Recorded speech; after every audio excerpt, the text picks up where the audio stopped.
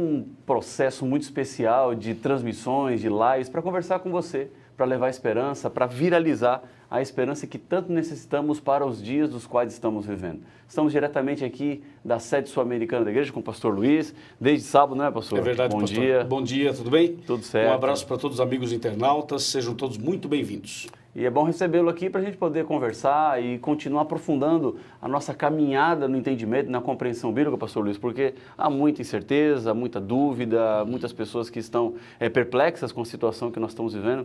Sabe que ontem à noite eu preguei numa igreja aqui em Brasília, em Águas Claras, e na verdade preguei para o celular, né? Porque a igreja não tinha ninguém.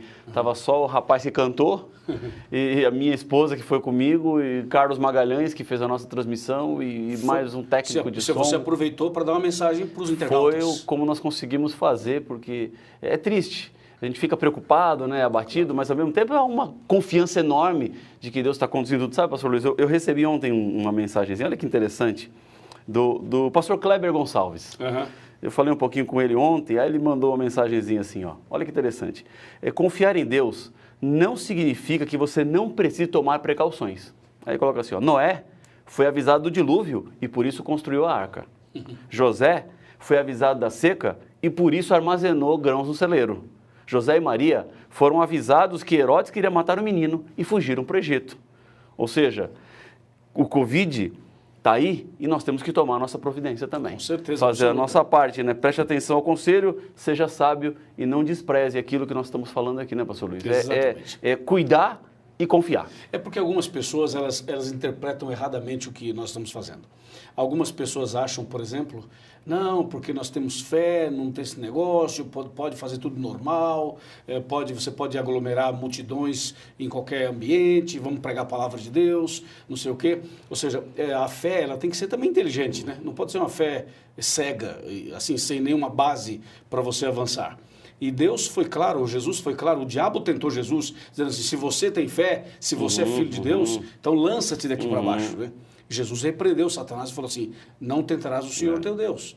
Então nós temos que fazer as coisas que manda o Ministério da Saúde, os princípios de saúde e o que manda a Bíblia, mas nós temos também que manter a fé viva e firme no Senhor Jesus. Nós temos um papel também, a igreja acaba tendo um papel importantíssimo nesses momentos, né?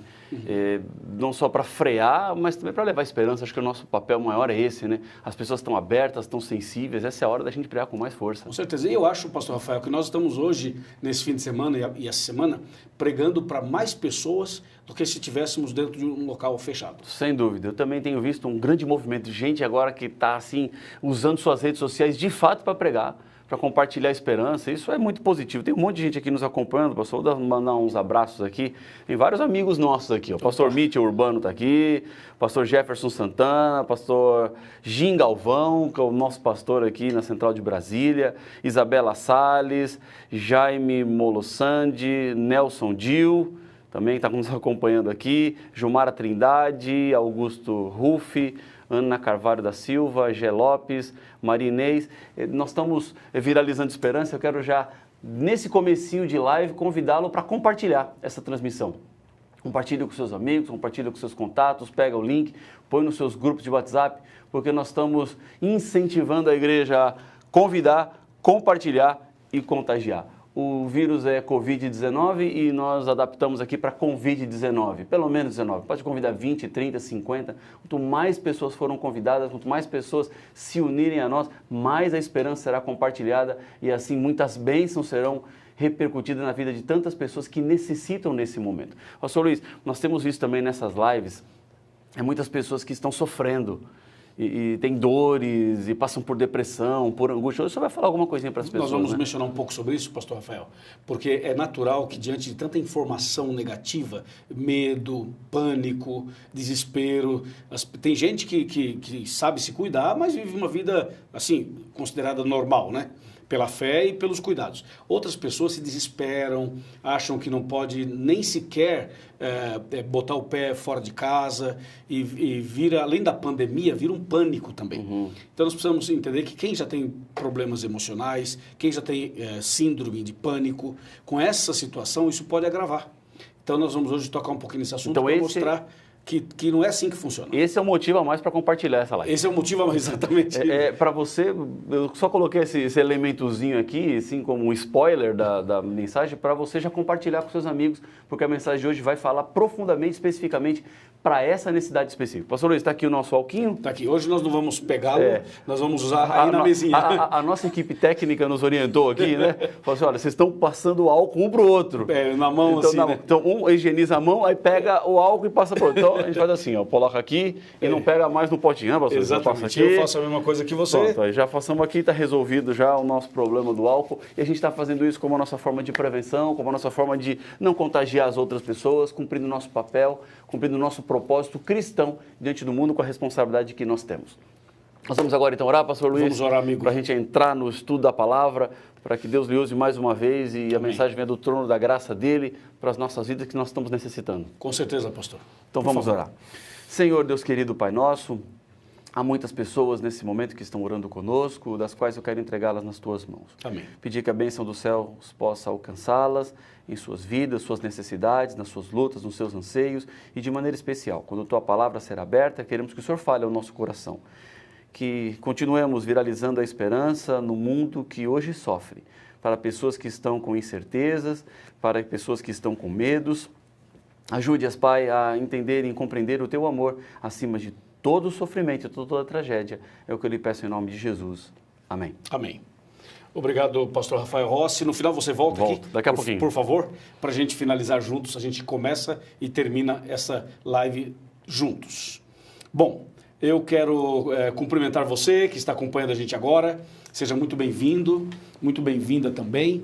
Eu não sei onde você se encontra nesse momento, se você está em casa, ou se você está viajando, ou se você está no trabalho, ou quem sabe em trânsito. Enfim, não importa onde você se encontra agora, o importante é que você está conosco aqui, ao vivo, né? Nessa transmissão especial. Nós vamos ter durante toda essa semana esse momento muito especial entre nós para meditar um pouco na palavra de Deus e para ter uma vida melhor, mais abençoada durante esses dias e durante todos os dias da nossa vida até a volta de Cristo Jesus. E eu quero convidar você então a compartilhar essa mensagem com os seus amigos, os seus contatos. Nós estamos ao vivo pelo Facebook, estamos também pelo YouTube, pelo Instagram. E também estamos distribuindo por outras redes sociais. E eu tenho certeza que você também pode fazer a mesma coisa usando as suas redes sociais e levando e compartilhando, como diz aí o nosso desafio da semana, que é convidar, compartilhar, contagiar, viralizando esperança. É isso aí, viralizando esperança, ou seja, levando essa mensagem a mais pessoas conforme as condições e possibilidades que você tem em mãos. Hoje eu quero falar com você um pouquinho sobre 2 textos da Bíblia que com certeza irão fortalecer a sua fé e a minha fé também. Por isso, presta muita atenção nos textos que vamos ler a partir de agora. Eu vou começar lendo um texto de Romanos, no capítulo 1 e no versículo 16. Esse é um texto conhecido de muitos, mas eu tenho certeza também que não é conhecido da grande maioria no seu contexto original. Romanos 1,16 diz assim: pois não me envergonho do Evangelho, porque o Evangelho é o poder de Deus para a salvação de todo aquele que crê. Que coisa, hein? Primeiro do judeu e também do grego. O apóstolo Paulo, ele faz aqui uma definição de Evangelho que toca profundamente o meu coração. Ele fala que ele não se envergonha do Evangelho e diz assim: o Evangelho é o poder de Deus para salvar todo aquele que crê. Então é sobre isso que eu quero falar, sobre o poder de Deus, o Evangelho como o poder de Deus, que o apóstolo Paulo menciona aqui nesse texto. Para a gente então entender isso aqui melhor, eu gostaria de ir para o segundo texto já, e em seguida nós vamos fazer a nossa meditação. Bom, o outro texto está aqui no livro de João, no Evangelho de João, no capítulo 1, versos 1, 2 e 3, que diz assim: no princípio era o Verbo, e o Verbo estava com Deus, e o Verbo era quem? Era Deus, isso mesmo. Ele estava no princípio com Deus, todas as coisas foram feitas por intermédio dele, e sem ele, nada do que foi feito se fez. Agora o verso 14, que diz assim: e o Verbo se fez carne e habitou entre nós, cheio de graça e de verdade, e vimos a sua glória, glória como do unigênito do Pai. Bom, nós temos então agora dois livros que nós acabamos de ler. O primeiro, Romanos 1,16. O segundo, João 1, de 1 a 3 e verso 14. Lá em Romanos, Paulo diz que ele não tinha vergonha do Evangelho, porque o Evangelho era o poder de Deus para salvar todo aquele que crê. Agora aqui em João, ele fala assim, no princípio era o verbo estava com Deus e o verbo era Deus. Bom, quando o apóstolo Paulo menciona a palavra Evangelho, ele está se referindo ao poder de Deus. E quando ele se refere ao poder de Deus, ele se refere ao poder como sendo suficiente para salvá-lo. Aí você, quando pensa em salvação, você automaticamente vai pensar em Jesus, porque não há salvação fora de Jesus. Portanto, o Evangelho, o poder de Deus e Jesus são três expressões que se referem à mesma coisa. Ou seja, quando Paulo fala Evangelho, ele está falando de Jesus. Quando nós falamos do poder de Deus, também estamos falando de Jesus. Entendeu? Por isso que Paulo fala assim, o Evangelho é o poder de Deus para salvar. E quem é que nos salva? É Jesus. Então, essas três expressões estão se referindo a Cristo Jesus, nosso Salvador. É tão verdade que aqui em João, o apóstolo e profeta diz assim, no princípio era o verbo. Você sabe que a expressão verbo significa também palavra. Entendeu? Ou seja, verbo e palavra são a mesma coisa. Na verdade, o verbo é a palavra em ação. Então, quando ele fala no princípio era o verbo, algumas traduções dizem no princípio era a palavra. E aí ele fala assim, e o verbo estava com Deus, ou seja, a palavra estava com Deus. E o verbo era Deus, e a palavra era Deus. Então você vê que aqui ele fala que o verbo era Deus, ou seja, a palavra era Deus. Portanto, o Evangelho é o próprio Deus, é o próprio Cristo. E Paulo, então, quando ele fala assim, eu não me envergonho do Evangelho, ele está dizendo assim, eu não me envergonho de Jesus. Porque antes ele perseguia Jesus, agora ele era um seguidor de Jesus. Entendeu? Aí quando o João fala assim, no princípio era o verbo, no princípio era a palavra estava com Deus e a palavra era Deus, aí o verso 3 fala assim, todas as coisas foram feitas por intermédio dele, do verbo, da palavra. E sem ele, sem o verbo, sem a palavra, nada do que foi feito se fez. Então é muito claro ver que na criação, Deus usou a sua palavra, usou o Evangelho, usou o seu poder para criar os céus e a terra. Não é? Haja luz e houve luz, haja isso e houve aquilo, produz a terra ervas verdes, a terra produziu. Então Deus foi criando pelo poder da sua palavra. Por isso que fala, no princípio era o verbo, e o verso 3 fala assim, todas as coisas foram feitas por intermédio dele. Dele quem? O verbo, a palavra. E o verso 14 diz de maneira muito clara que o verbo se fez carne, dando assim claramente a revelação de que o verbo era Jesus, de que a palavra era Jesus, de que o Evangelho é Jesus. Então, veja, verbo mencionado aqui é Jesus, palavra mencionada aqui é Jesus e Evangelho mencionado aqui é Jesus também. Ou seja, todas essas expressões se referem a Jesus, a nosso querido Salvador.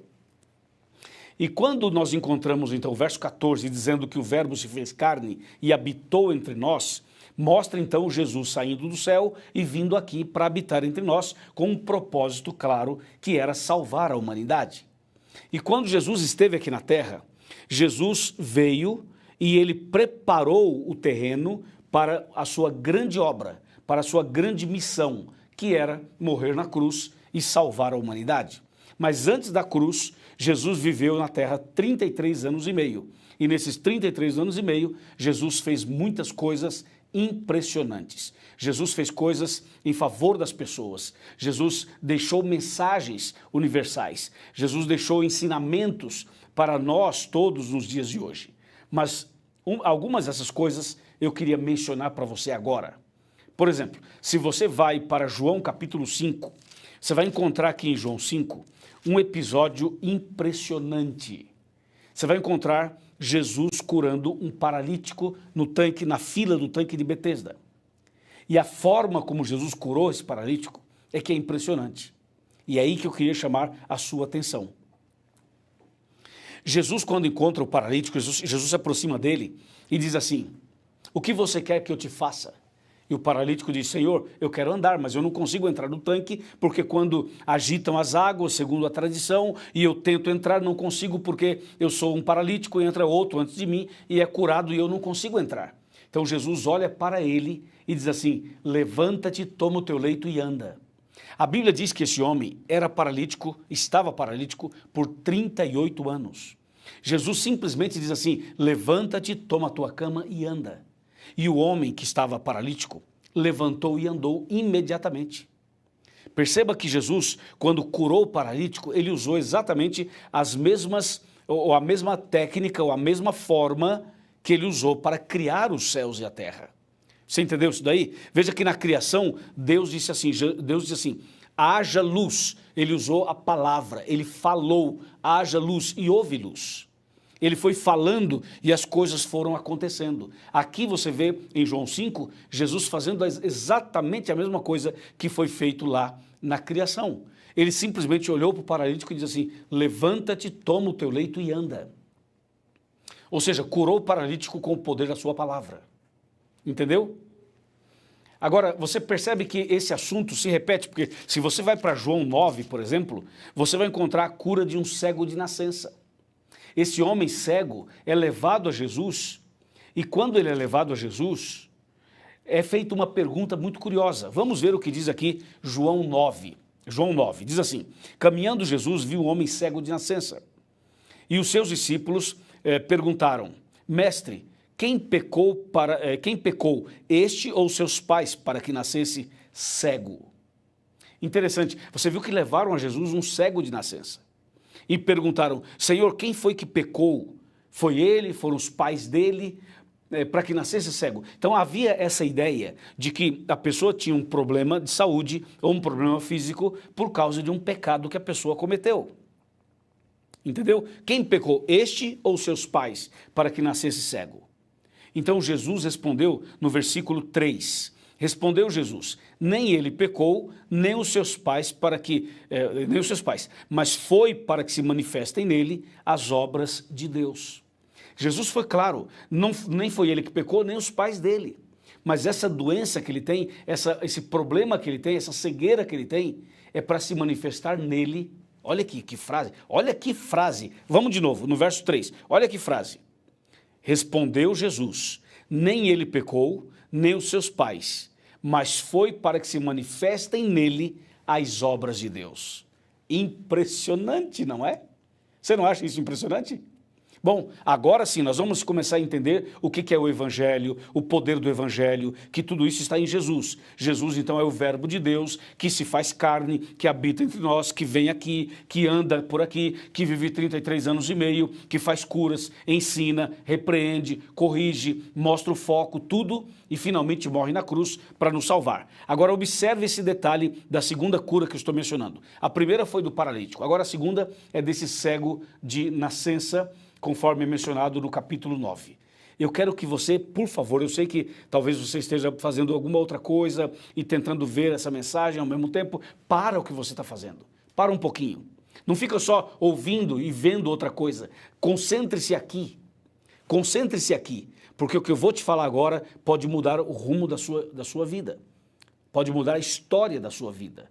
Entendeu? Por isso eu estou chamando a sua atenção para esse texto que vou explicar agora. Bom, a pergunta foi, quem pecou? Este homem ou os pais dele para que nascesse cego? Por que a gente é assim, né? Por que nós somos assim? As pessoas querem colocar, por exemplo, uma justificativa para o pecado, para o erro, para o problema. Por exemplo, tem gente que fala assim, não sei quem está com depressão, porque essa pessoa, ela transgrediu tal princípio e agora Deus está castigando essa pessoa. Existe muito esse pensamento, sabe? A pessoa ficar com a consciência pesada, se sentir acusado, achar que Deus colocou uma doença nele, uma praga nele, uma coisa ruim sobre ele. É muito comum as pessoas sentirem e acharem que os seus problemas são castigos de Deus. É muito comum. Sabe que num outro episódio da Bíblia, que é o episódio do leproso, havia a mesma ideia. A ideia era, a lepra era o castigo de Deus, era o dedo de Deus. Ou seja, você está leproso porque você pecou e Deus está te castigando. O ser humano tem essa ideia. Por exemplo, a pessoa perde o emprego, ela está desempregada. A primeira coisa que ela pensa é o seguinte: o que foi que eu fiz para merecer isso? O que foi que eu fiz para ter esse castigo? Não consigo emprego, não consigo pagar minhas contas. Por que meu casamento não está bem? Por que meus filhos não estão bem? Por que a minha saúde não está boa? Por que eu não consigo melhorar nisso, melhorar naquilo? Então, às vezes, quando você está passando por uma crise, por uma situação difícil, por uma situação negativa, a tendência humana é pensar assim: o que foi que eu fiz para Deus me dar esse tipo de problema que eu estou tendo agora? Já parou para pensar nisso? E aí acaba aumentando o problema, porque você começa a achar que Deus é um Deus vingativo, é um Deus carrasco, é um Deus maldoso, é um Deus ditador, é um Deus que não é aquilo que as pessoas pregam. Quantas pessoas dizem assim: mas Deus mata, mas Deus joga uma praga não sei sobre quem e tal. As pessoas não entendem quem é Deus. As pessoas atribuem a Deus uma obra de Satanás e muitas vezes atribuem a Satanás uma obra de Deus. É preciso tomar cuidado com isso. Entendeu, varão? Entendeu, irmão? Entendeu, irmã? É preciso tomar muito cuidado com isso.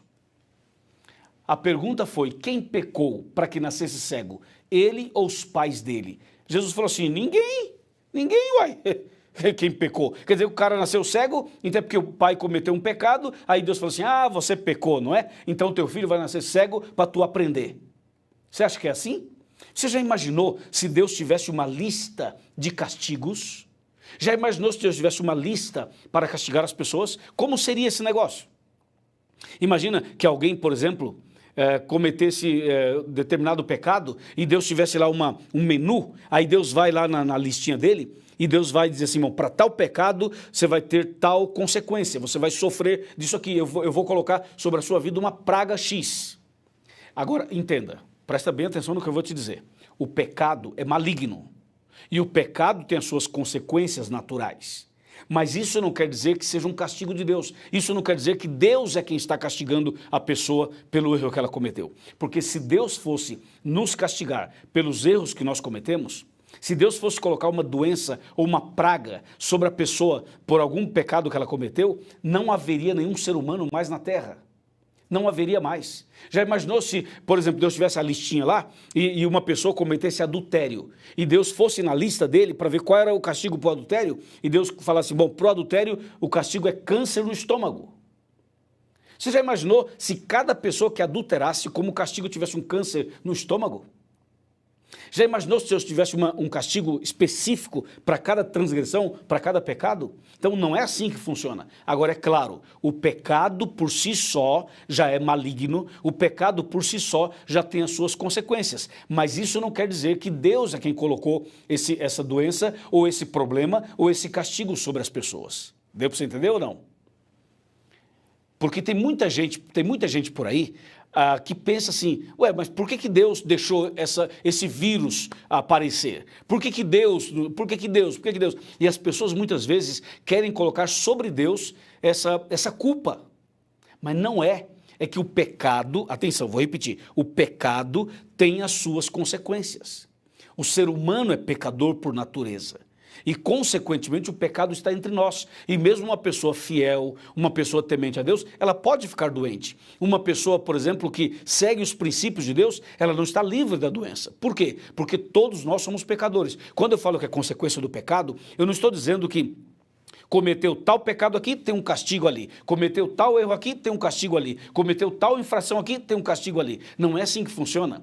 O que a Bíblia diz é o seguinte: o ser humano é pecador, a natureza humana é pecaminosa e, consequentemente, o pecado tem as suas consequências, que pode atingir o rico e o pobre, o branco e o negro, o homem e a mulher, o crente, o católico, o evangélico, o espírita, o ateu, o ignorante, o político, o artista, o jogador de futebol, seja quem for. Entendeu? Ou seja, o pecado está aí para atingir todo mundo. Agora, é claro que nós que somos cristãos devemos tomar os nossos cuidados para que a gente possa, então, ter uma vida mais saudável e mais abençoada. Mas, mesmo assim, nenhum de nós está livre de nenhum problema, de nenhuma doença, porque nós estamos num mundo de pecados. O ar que a gente respira não é puro, não é verdade? O alimento que você come não é 100% puro e por aí vai. Então, nós estamos pela graça de Deus. Agora entenda, Deus não tem um castigo específico assim. Ah, você mentiu, então vai ter diabetes. Ah, você roubou, vai ter câncer, tumor no cérebro. Ah, você enganou, então você vai ficar agora numa cama por 90 dias. Não é assim, porque se fosse assim, não haveria nenhum ser humano vivo mais. Então Deus não age assim. Por isso que quando perguntaram a Jesus, quem pecou para que esse homem nascesse cego? Foi ele ou foram os pais dele? Jesus falou assim, nenhum dos dois. Agora, entenda, claro que o cego era pecador, claro que os pais também eram pecadores, óbvio. Mas quando Jesus falou assim, ninguém, Jesus estava dizendo assim, ele não está cego por um pecado que o pai cometeu, ou que ele cometeu, ou que alguém cometeu. Ele está cego, ele nasceu cego, porque o mundo que a gente vive é um mundo de pecados, e qualquer pessoa pode ter algum problema. Agora Deus falou assim, mas isso aqui vai ser para manifestar a glória de Deus. Entendeu ou não? Então o que Jesus disse para aquela família? Jesus falou assim, isso aqui eu vou transformar em bênção. Esse problema que ele tem vai ser uma bênção. Eu vou fazer dessa cegueira uma oportunidade de salvação para muitas pessoas. Pois é isso que Deus faz, entendeu? O diabo colocou pecado, o pecado tem suas consequências, mas Deus, que é um Deus de amor, ele transforma esses problemas em bênçãos para salvar a humanidade. É isso que está escrito na Bíblia. Então aquele homem cego foi curado, e a cura dele foi para a glória de Deus e foi para salvar outras pessoas. Se a gente entrasse nos detalhes da cura, você ia perceber que Jesus curou esse homem de uma maneira diferente. Jesus não disse para ele assim, vê. Jesus simplesmente cuspiu no chão, fez um lodo, aplicou aos olhos dele, falou assim, vai ao tanque de Siloé, se lava e você vai ficar vendo. Jesus fez uma cura por etapas. Por que não curou assim de uma vez, como do cego Bartimeu, por exemplo, quando ele fala assim, vê e o cego viu? Aqui não, aqui ele falou, ele cuspiu no chão, fez um lodo, aplicou aos olhos do cego e aí depois falou, vai ao tanque de Siloé e se lava. Porque Jesus, com essa atitude, estava dando outros esclarecimentos e curando outras cegueiras. Porque, por exemplo, para o povo de Israel naquele momento, para os judeus daquele momento, Jesus não podia nem curar uma pessoa no sábado, nem cuspir no chão no sábado, e Jesus então ele faz exatamente isso. Ele cospe no chão no dia de sábado, ele cura o homem no dia de sábado, e aquilo causa entre os judeus, causa entre eles uma situação de crítica, uma situação de oposição, porque Jesus cuspiu no chão no sábado e ainda curou o homem no sábado. E Jesus estava dando uma mensagem tão linda e mostrando que Deus tem um propósito com o sábado, tem um propósito de salvação, tem um propósito na vida de cada pessoa. Jesus estava mostrando que o sábado é dia de cura, não é dia de extremismo, não é dia para você levar as coisas ao extremo, não, é dia de adoração, é dia de você ajudar as pessoas, é dia de você evangelizar, é dia de você abrir os olhos dos cegos espirituais, é dia de você levar esperança, é dia de você adorar a Deus e pregar o evangelho. Mas não ser fanático a tal ponto de não poder ajudar uma pessoa e não poder evangelizar as pessoas. Então Jesus foi dando mensagens bem claras sobre estes e outros temas em cada cura que ele realizou. Deu para você entender? Então veja bem, nós estamos agora num período de uma pandemia mundial. Aí vem a pergunta, isso aqui é obra de Deus ou é obra de Satanás? Ou é simplesmente uma consequência de um erro de alguém que foi rebelde, ou que se alimentou errado, ou que veio não sei de onde, surgiu não sei daqui, tal. Enfim, esse assunto não é assim que nós como cristãos devemos olhar. Nós devemos olhar, como diz a Bíblia, a gente vive num mundo de pecados, nós somos pecadores, o pecado está por toda parte, todos nós estamos sujeitos a tudo, de repente vai aparecer um vírus novo, um tumor novo, uma doença diferente, uma catástrofe diferente, nós estamos vendo no mundo de pecados e o mundo ele vai de mal a pior por causa do pecado que existe no mundo. Entendeu? Não que seja assim, cometeu tal erro, tem um castigo tal. Cometeu tal erro, tem um castigo tal. Não é assim. Mas o mundo que a gente vive é um mundo de pecados. Por isso, consequentemente, nós estamos sujeitos a tudo isso. O que nós temos que entender é o seguinte, na alegria ou na tristeza, na saúde ou na doença, no emprego ou no desemprego, numa situação de felicidade ou numa situação adversa, contrária. nós devemos manter a confiança em Deus, devemos manter a fé viva em Deus, devemos crer no poder do Evangelho, crer no poder de Jesus, crer no nome de Jesus, porque o mesmo Jesus que se fez carne, habitou entre nós e fez coisas impressionantes, curando pessoas, restaurando pessoas, abençoando pessoas e finalmente morrendo na cruz, esse mesmo Jesus está hoje à sua disposição e à minha também. Nós podemos hoje ter um contato direto com Ele através da Bíblia, um contato direto com Ele através da oração, e Jesus está disponível para você e para mim 24 horas. O mesmo Jesus que esteve aqui e que fez tudo isso, Ele está aqui. Ele continua aqui, porque Jesus é onipresente. Ele está no céu, no santuário celestial, mas Ele também está aqui, nesta sala, aí na sua casa, no seu quarto, na cozinha, no escritório, no carro, entendeu? Onde você se encontra, Jesus está do seu lado. Então Jesus também pode abençoar você, também pode curar você, também pode restaurar você. Claro, Jesus pode fazer por você o que ninguém pode fazer. Então, nesses dias de vírus, nesses dias de pandemia, nesses dias de medo, nesses dias de depressão, de síndrome do pânico, de medo de morrer, nesses dias de tanta complexidade, você precisa olhar firmemente para Jesus, que é o autor e consumador da sua fé. Mantenha o seu foco em Jesus, mantenha sempre a comunhão com Ele. Bíblia aberta, estudo da Bíblia, leia a Bíblia todo dia, medita nela todo dia, gaste tempo com ela. Não faça uma leitura superficial, não passe o olho por cima, apenas dando uma olhada. Não, pare, concentre-se. Concentre-se na palavra. Quando você se concentra na leitura da Bíblia, você está conversando com Jesus. É você e Jesus, Jesus e você, é algo assim muito forte. Mas é preciso se concentrar, meditar em cada palavra e comer cada palavra. Porque somente dessa maneira você vai ter esse contato direto com Jesus e vai ser abençoado por Ele, vai ser curado por Ele e vai ser restaurado por Ele. Além da leitura da Bíblia, não esqueça de você gastar tempo com oração. Gastar tempo na presença de Deus orando. Esse tempo que você gasta em oração vai fazer de você uma pessoa cada vez melhor, com mais fé, mais forte, com mais graça, com mais misericórdia e com mais esperança. Então lembre-se, não basta apenas fazer uma leitura superficial, não basta fazer uma oração superficial, é preciso parar tudo e se concentrar na Bíblia, parar tudo e se concentrar na oração. Se você fizer isso, presta bem atenção, se você fizer isso, sua vida vai mudar.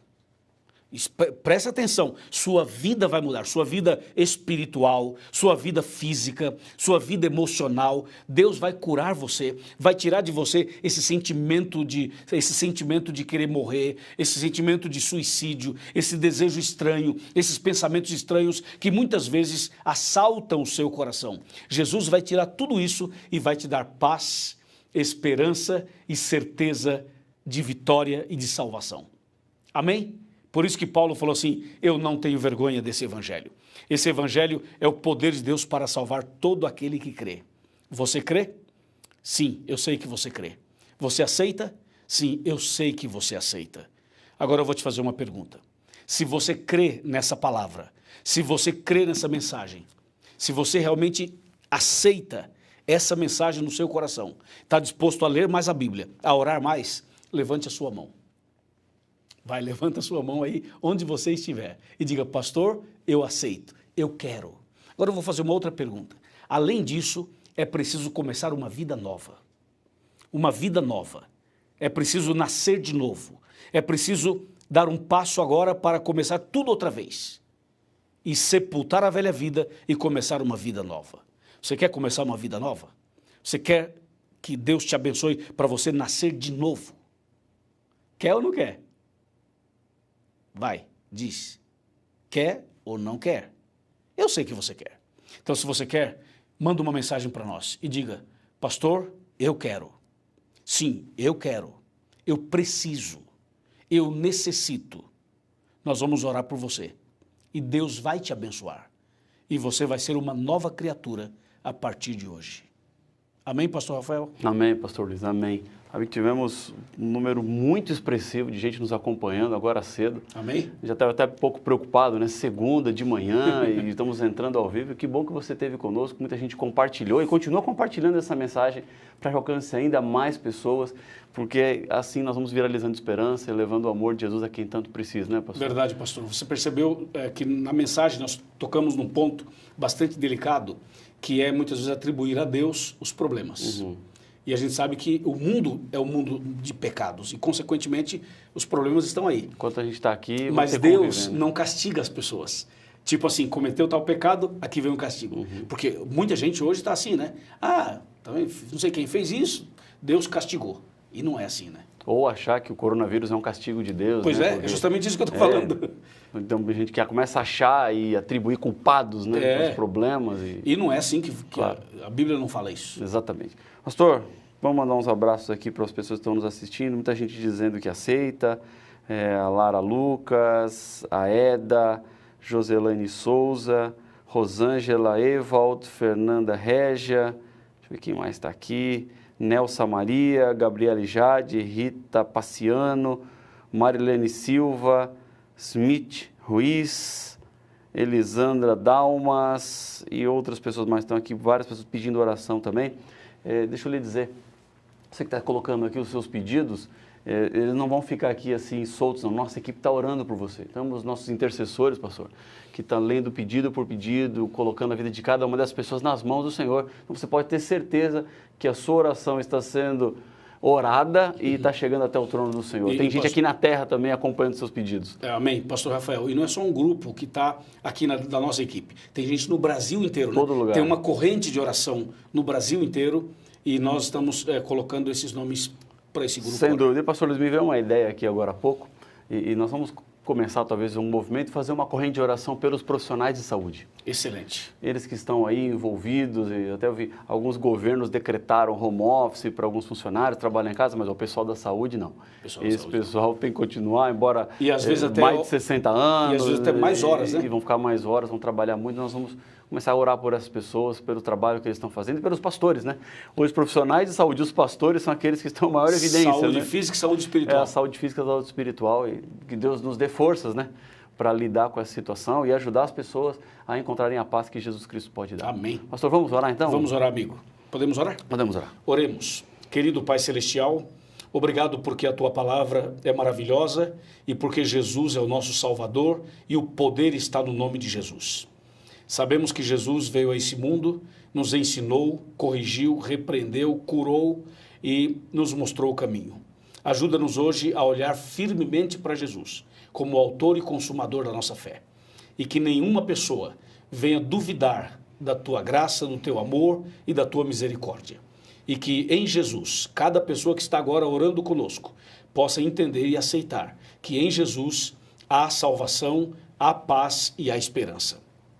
Se houver alguém agora com pensamentos estranhos, com desejos suicidas, com uma situação bem complexa, que a Tua graça esteja sobre essa pessoa, trazendo a ela a cura, trazendo a ela o alívio, a esperança e a vitória. Em nome de Jesus. Amém.